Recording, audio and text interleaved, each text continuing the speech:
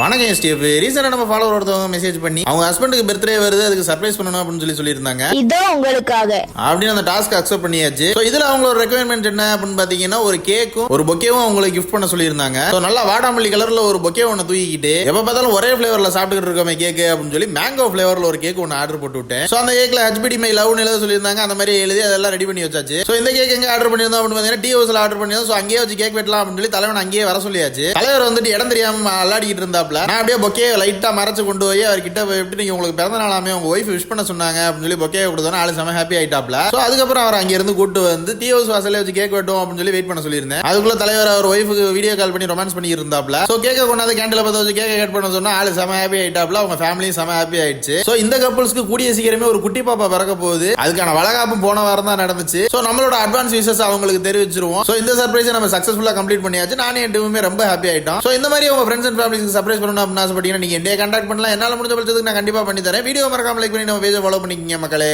Thank you. அடுத்த பஞ்சாயத்துல meet பண்ணுவோம்.